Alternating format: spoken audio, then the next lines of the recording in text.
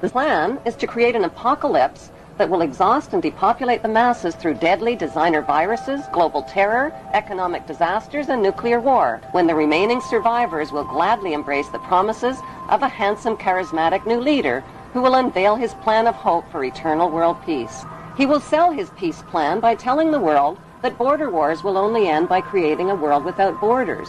Religious wars will only end by creating one world religion of interfaiths. Economic wars will only end by creating a cashless, debt-free society. Rivalry wars between rulers will only end by creating one world ruler.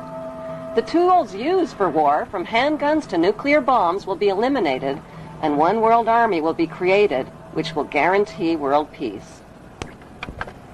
How will this eternal peace plan be accomplished? Through the United Nations, which is the brainchild of the Committee of 300 Ruling Families.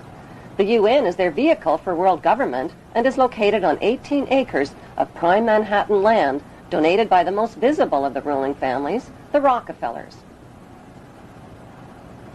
The UN is a closed organization with no public records or open meetings. U.S. taxpayers have already invested $2 trillion in this world authority. Although most of the people working for the UN are genuinely working for peace, the UN is a godless organization controlled by the Committee of 300. These inbred ruling families pretend to have royal blue blood, but their blood is no more blue or royal than Hannibal Lecter's blood. Some speculate that these families of evildoers are demons or aliens or evil shape-shifting reptilians, but there is a more scientific explanation for their madness. For thousands of years, these families have practiced inbreeding between sisters and brothers, uncles and nieces, mothers and sons, to keep the power and wealth all in the family.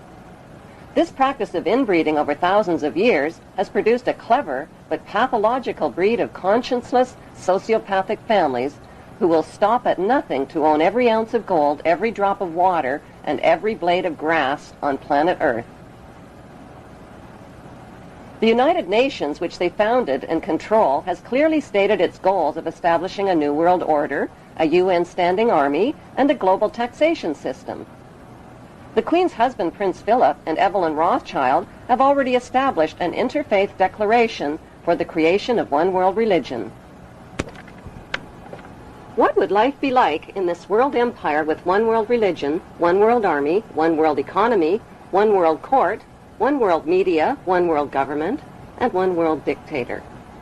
What the public doesn't know, peace on earth will be a forced peace in which citizens will have no rights.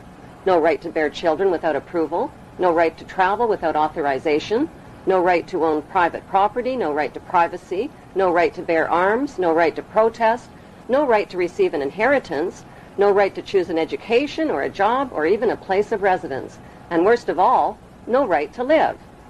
The right to live will be based on an individual's rating of usefulness to the royal elite. In this planned world without borders or nations, citizens will be disarmed of all weapons, including handguns, and will have no means to protest, fight, resist, or challenge this one world authority who will control them spiritually, economically, and militarily. Every human being will be electronically tattooed and will become helplessly dependent on this one world authority for all of their most basic needs. The masses will eventually be taught to bow down and worship this one world dictator who will rule the entire world from his eternal throne in Israel. They have waited for him. They believe in him. They expect he will heal the world's ills. Some say he is the Messiah, finally returned. But this man is not a savior. He is the King of Terror who will usher in the end of everything. Despite all the red flags, many people deny that a problem even exists. It does exist, and the good news is there are solutions. The solutions lie in knowing what the three biggest fears of the world's ruling families are. The first biggest fear is exposure. They have gone to great lengths to cover up their trail of crimes and to win the public's trust through their media monopolies.